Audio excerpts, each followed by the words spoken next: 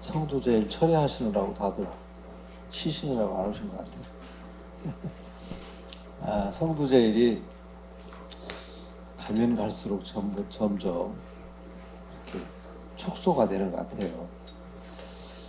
불교의 시작은 바로 부처님께서 성도한 때부터 불교가 시작됐다고 해도 과언이 아닐 정도로 이 성도제일은 굉장히 불교에서 중요한 날입니다.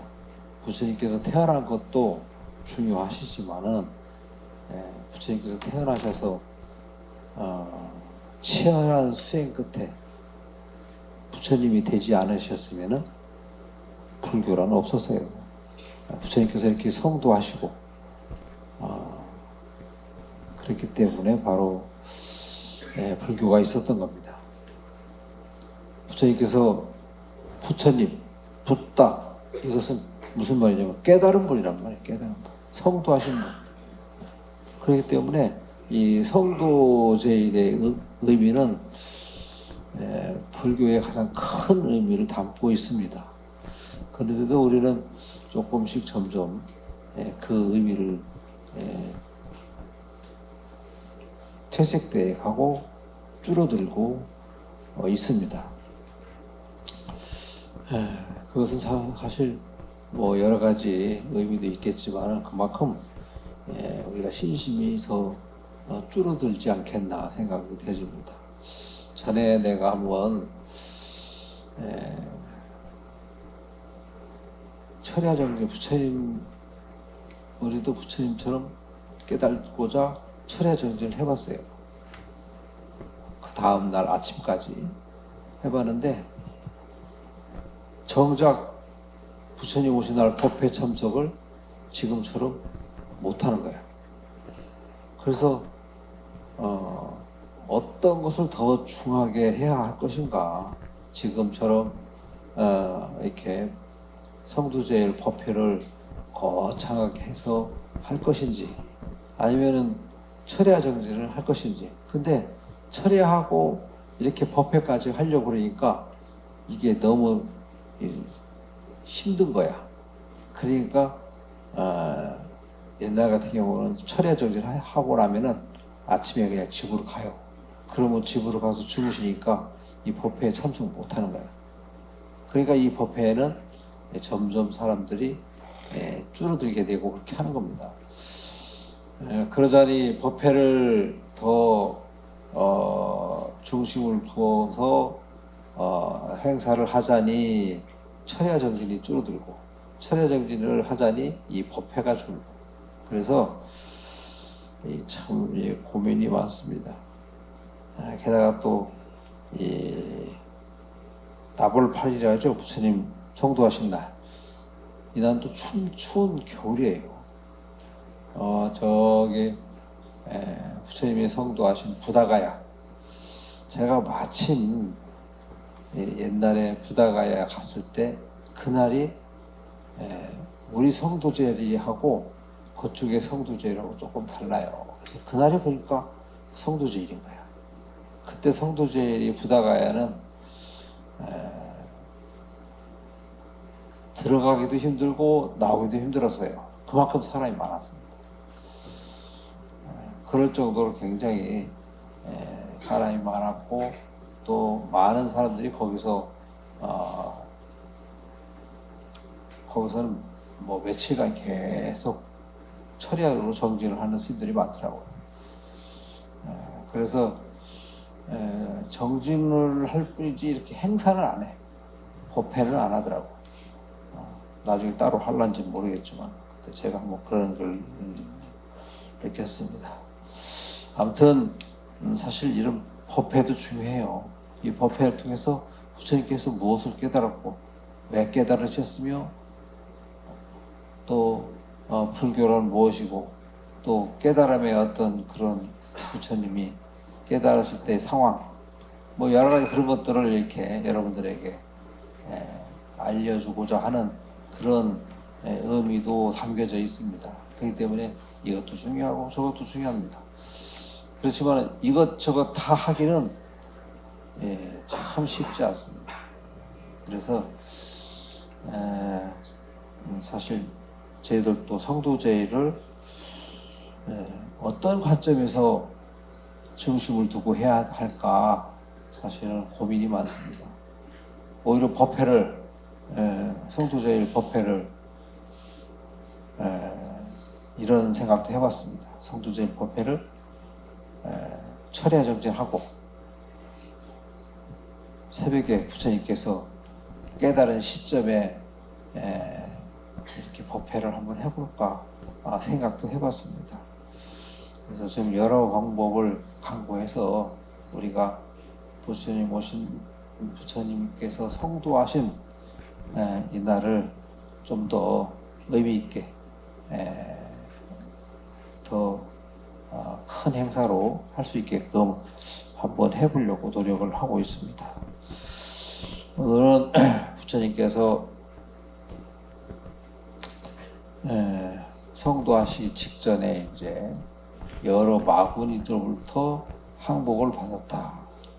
그 마구니는 얼마 전에 저희들이 저희가 여러분들도 한번 보셨나 모르지만은 국립극장에서 세종의 노래 해가지고 세종대왕이 어린 청강지곡을 지었어요. 그것도 한글로. 그래서 모든 국민들에게 이 한글을 익힐 수 있게끔 배포하는 그러한 곡을 짓고 책을 쓰고 했습니다. 이것이 바로 이제 어린 청강지곡이에요. 한글로. 이게 뭐냐? 바로 부처님의 일대기입니다. 그 유교 시절에 부처님의 일대기를 온 국민들이 이 한글을 배우기 위해서 온 국민들에게 배포하는 그런 책을 바로 부처님의 일대기로 썼다라고 하는 것은 굉장히 큰 중요한 의미를 담고 있습니다. 거기에 이제 내가 봤을 때 보니까 거기서 부처님께서 깨닫기 위해서 선언하신 게 있어요. 내가 이 자리에서 불에 타 없어지는 한이 있어도 결코 일어나지 않겠다라고 하는 그런 선언을 하셨듯이 여기 부처님께서 경전에 말씀이 있어요. 내가 이 자리에서 내 몸이 말라버려도 좋다. 가죽과 뼈와 살이 없어도 좋다. 어느 세상에서도 걷기 어려운 저 깨달음에 이르기까지 이 자리에서 죽어도 결코 일어나지 않으시라 라고 이렇게 하시고 이제 보리수나무 아래에서 앉으셔서 7일째 되던 해 동쪽에 떠오르는 샛별을 보고 마침내 깨달았다라고 이렇게 경전에 나옵니다.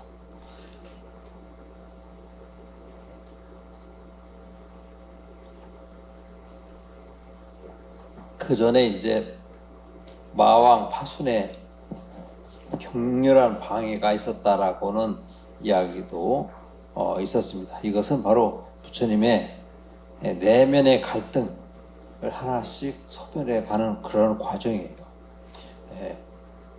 우리는 바깥의 적보다 바로 나의 내면의 적이 더 무서운 겁니다. 그래서 이 마왕 파순이라고 하는 것은 바로 8가지 군대를 말하는 건데 깨달음을 위해 극복해야 할 우리의 8가지 그러한 마왕 파순이다라고 이렇게 지칭을 하는데 그것은 바로 첫 번째는 탐욕이에요. 탐욕이라고 우리가 깨달음에 있어서 가장 큰 장애가 바로 탐욕으로부터 비롯된 것이다. 탐욕 때문에 우리의 깨달음의 근본이 깨달을 수 있는 그 근본이 사라지는 겁니다. 그러니까 그 탐욕이 가장 큰 문제예요. 두 번째는 혐오다. 혐오. 세 번째는 기갈이고 네 번째는 애착이다. 우리가 살아가면서 혐오, 기갈, 애착 이것은 예,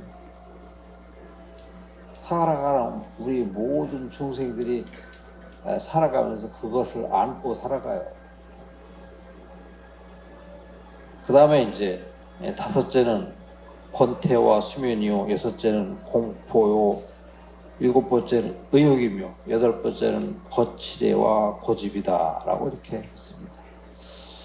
우리가 살아가면서 인간의 삶 중에서 이러한 것이 다 들어 있습니다.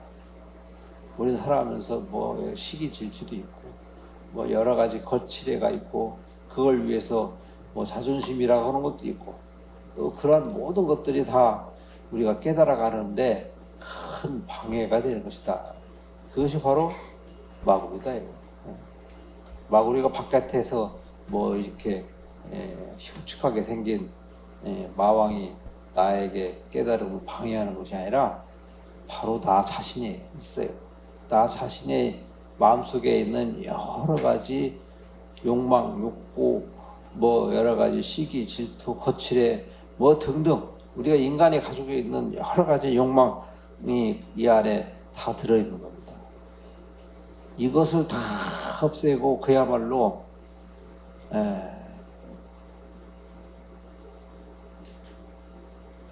자기 본연의 참 나를 찾는 데서는 그러한 모든 것들이 다 소멸된 상태.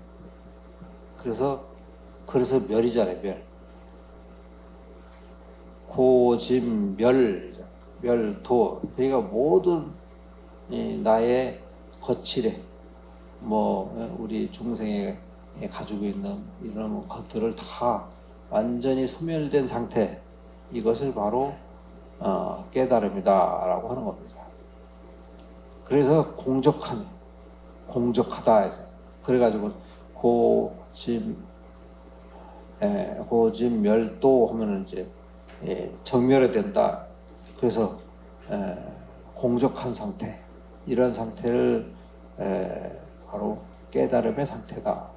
그 깨달음의 상태를 가지려면은 바로 나의 이러한 모든 것들이 다 사라져야 된다라고 할 거예요.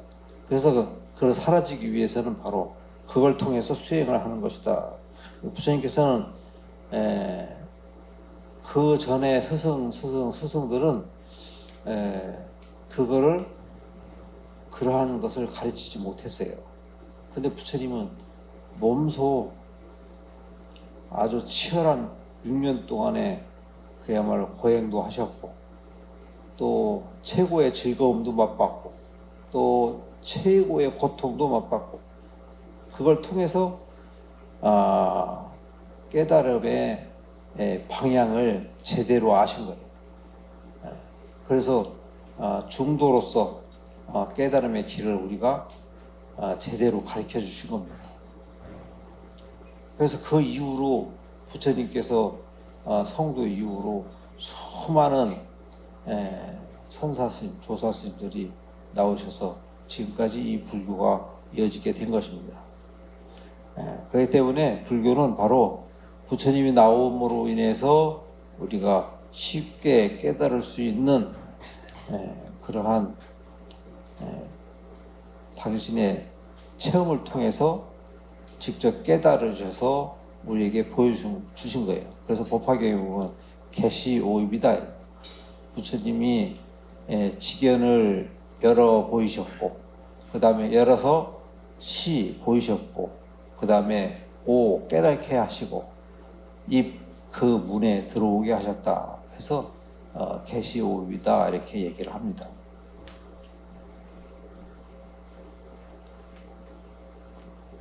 부처님의 깨달음은 바로 우리에게 깨달음의 길로 인도하시고 바르게, 부처님은 가진 고통을 다 겪으시면서 그 깨달음의 길을 스스로 찾으셨지만은 우리는 부처님께서 그 길을 가르쳐 주기 때문에 오히려 편하게 그 길을 갈 수 있는 것이다 라고 볼 수가 있습니다.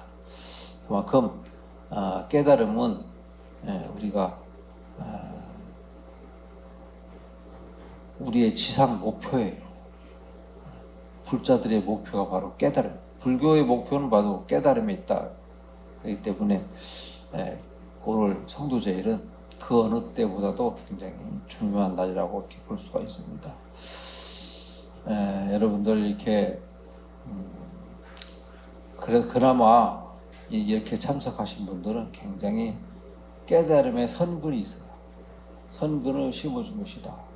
부처님 오신 날 이렇게 법회하고 또 부처님의 성도하신 날 이렇게 함께 하시고 또 철야 정진도 함께 하신 것은 그만큼 선근을 심는 거예요. 이 선근은 바로 씨앗을 심는 것이다. 그러한 씨앗을 통해서 여러분들이 내생에는 분명히 부처님이 되시지 않을까 이렇게 생각이 되십니다. 철야 법회에 참석해 주셔서 감사합니다. 고맙습니다.